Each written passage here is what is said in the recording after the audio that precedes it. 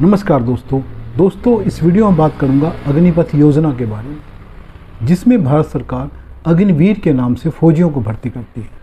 जो पहले जवान भर्ती किए जाते थे सेना में, वो रेगुलर होते थे सारे। अब जो ये अग्निवीर के नाम से जवान भर्ती किए जा रहे हैं, उनमें सभी को सेना में नियमित नहीं किया जाएगा, रेगुलर नहीं किया जाएगा। उसमें सिर्फ 25% जो अग्निवीर होंगे उनको रेगुलर कर दिया जाएगा, बाकी 75% को रिटायर कर दिया जाएगा। दोस्तों, इस योजना का शुरू से विरोध हो रहा है। इस देश में जो बच्चे सेना में जाते हैं वो बड़ी मेहनत करके भर्ती होते हैं सेना में, क्योंकि अग्निवीर योजना में जो कंडीशंस रखे गए हैं वो पहले जैसे ही हैं जैसे पहले जवान भर्ती होते थे।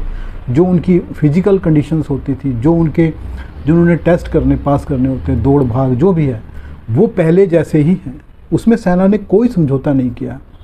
मतलब जो बच्चे पहले जितनी मेहनत करके रेगुलर फौजी बनते थे, उतनी ही मेहनत करके वो अग्निवीर बनेंगे।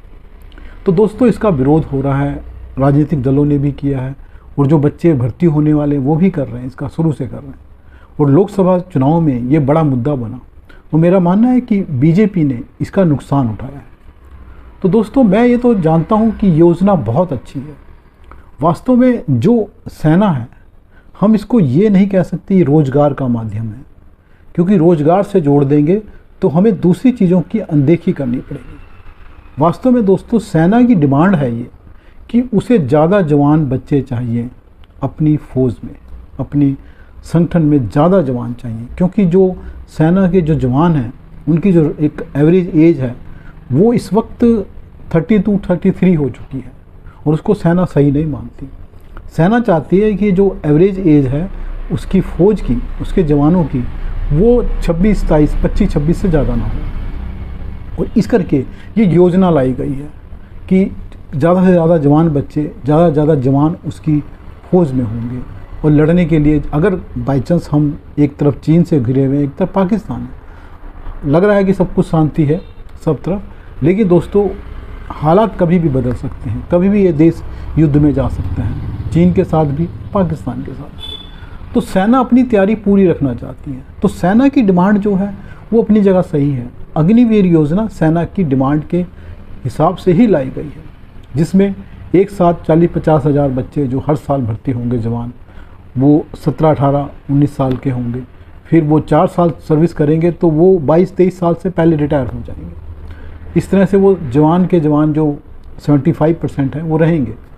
तो सरकार, सेना का सोचना है कि इस तरह हमारी सेना जो है उसकी एज कम हो जाएगी, 26-27 तक आ जाएगी। तो सेना की डिमांड अपनी जगह है।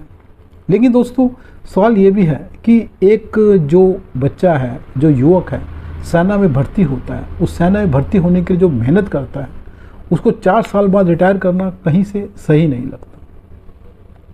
तो वो 4 साल बाद बेरोजगार हो जाए, ये तो नहीं होना चाहिए।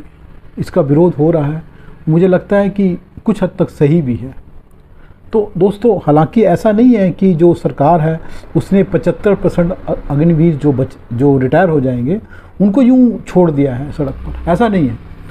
इसके लिए सरकार ने इंतज़ाम किए हैं। सरकार ने जो CPO है, सेंट्रल पुलिस ऑर्गेनाइजेशंस हैं, जिन्हें हम अर्धसैनिक बल कहते हैं, BSF, CRPF, ITBP और असम राइफल्स, और जो दूसरे CISF और भी दल हैं, ऐसे संगठन बने हुए हैं, जहाँ पे इनको अग्निवीरों को जो 75% रिटायर होंगे उनको एडजस्ट किया जाएगा। उनमें सभी जगहों पर अग्निवीरों के लिए एक रिजर्वेशन रखी गई है। इसके अलावा जो हमारी स्टेट पुलिस होती है, यूपी है, बिहार है और हरियाणा है, हर जगह जहाँ ज़्यादातर बीजेपी की गवर्नमेंट है, वहाँ इनके लिए रिजर्वेशन रखी गई है अग्निवीरों के लिए, कि इनको स्टेट पुलिस में प्रेफरेंस दी जाएगी, वरीयता दी जाएगी, कि कोशिश की जाएगी इनको भर्ती कर लिया जाए। तो दोस्तों, ऐसा नहीं है कि सरकार सिर्फ 75% को ऐसे फेंक देगी सड़क पर, उनको भी कहीं एडजस्ट करने की कोशिश की जाएगी, ये सरकार का कहना है। तो बात फिर भी ये आती है कि कोई गारंटी नहीं है कि सभी को एडजस्ट कर दिया जाएगा, इसलिए एक डर तो है। अभी ये योजना शुरू हुई है 2022 में, और बच्चे 2022 में भर्ती हुए हैं जो जवान, वो 2026 और 27 में रिटायर होंगे। तो उसके बाद ये समस्या आएगी कि उनका जो 75% रिटायर होंगे उनका क्या किया जाएगा। तब दोस्तों ये समस्या असली रूप में सामने आएगी कि जब 75% को रिटायर कर दिया जाएगा।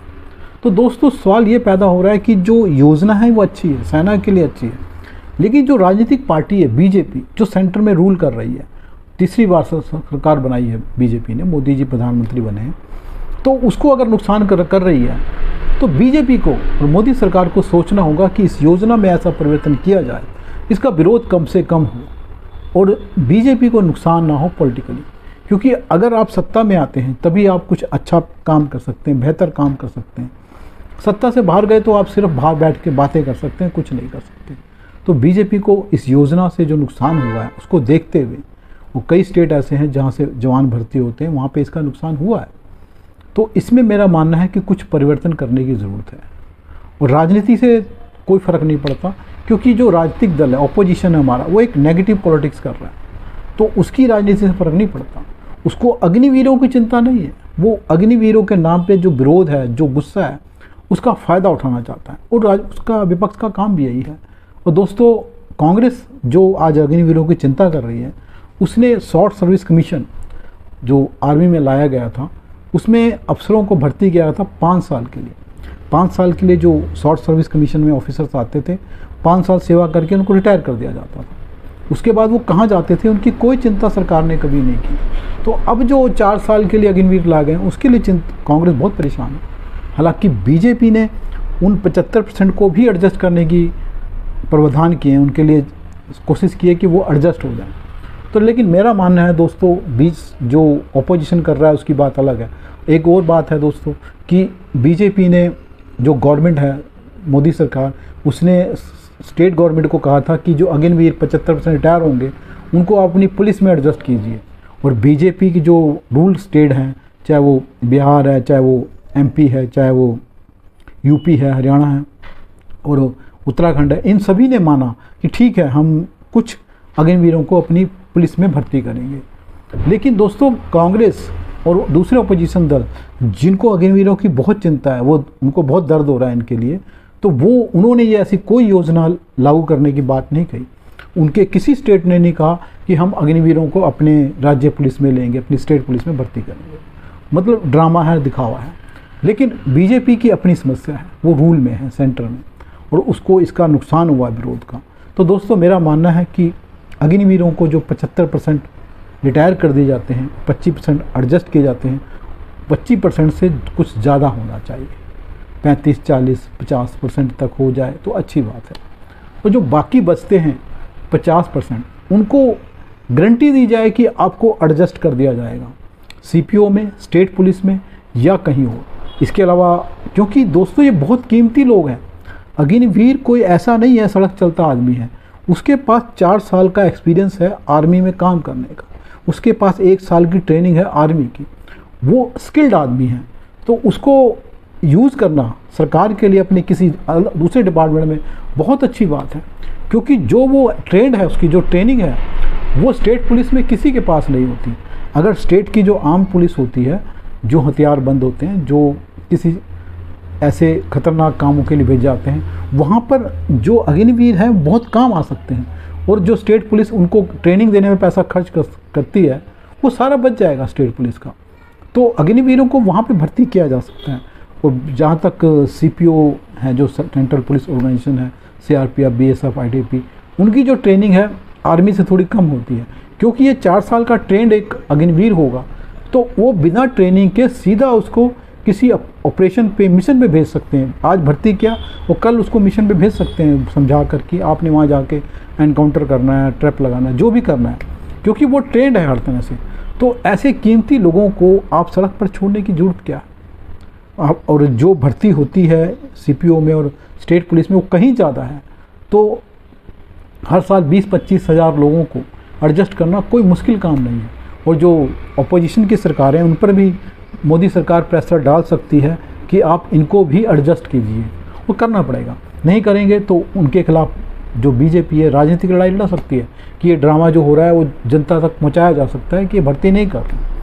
तो दोस्तों मेरा मानना है कि जो एक प्रेशर है अग्निवीर पर अपनी पूरी सर्विस के दौरान कि 3 साल 4 साल की सर्विस के बाद उसको रिटायर होना है, और जैसे जैसे उसके साल घटेंगे, 3 साल रह जाएंगे, 2 साल रह जाएंगे, 1 साल, उसके दिमाग पर एक प्रेशर आता रहेगा कि मुझे रिटायर होना है। कोई गारंटी नहीं है कि मैं इस सेवा में रहूँगा या नहीं रहूँगा, उसके बाद 4 साल बाद मेरा क्या होगा।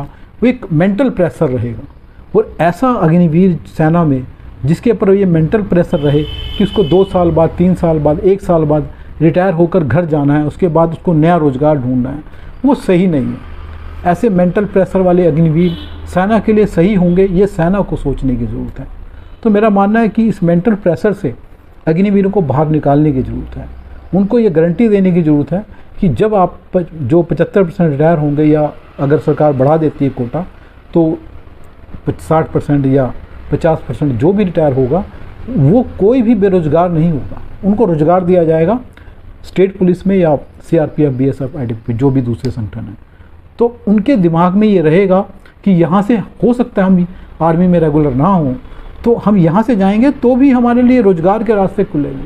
हम सड़क पर नहीं आएंगे, हमें रोज़गार ढूंढने की ज़रूरत नहीं पड़ेगी, सरकार कहीं ना कहीं हमें एडजस्ट कर लेगी। ऐसा नहीं है दोस्तों कि सिर्फ स्टेट पुलिस या जो CRPF, BSF वगैरह हैं उनमें ही इनको एडजस्ट किया जा सकता है, इनको प्राइवेट एजेंसीज़ में भी एडजस्ट किया जा सकता है। क्योंकि जो एक ट्रेंड आर्मी अफसर है, जवान है, 4 साल के ट्रेनिंग एक्सपीरियंस वाला, उसको कहीं ज़्यादा सैलरी मिल सकती है प्राइवेट में। क्योंकि प्राइवेट वालों को ऐसे जवान नहीं मिलेंगे, ऐसे ट्रेंड जो इतने ट्रेंड होंगे कि उनकी जो उनके संस्थान हैं, चाहे उनके फैक्ट्रीज़ हैं, उनके ऑफिसेज़ हैं, या उनके इम्पोर्टेंट आदमी हैं, उनकी जो सिक्योरिटी के लिए ऐसे व्यक्ति नहीं मिलेंगे। तो वो इनको बेटर सैलरी देकर और फैसिलिटी देकर अपने पास रख सकते हैं। और सरकार इसके लिए उनसे बात कर सकती है, ऐसा सिस्टम खड़ा कर सकती है जो अग्निवीर रिटायर हों तो कुछ लोग वहाँ भी जा सकें। तो मेरा मानना है दोस्तों यही कि इनको गारंटी देनी चाहिए रोज़गार की। 4 साल बाद इनके दिमाग में ये नहीं होना चाहिए कि हम रिटायर होकर कहाँ जाएंगे। तो नमस्कार दोस्तों, वीडियो पसंद आए तो लाइक करें, चैनल को सब्सक्राइब करें। धन्यवाद।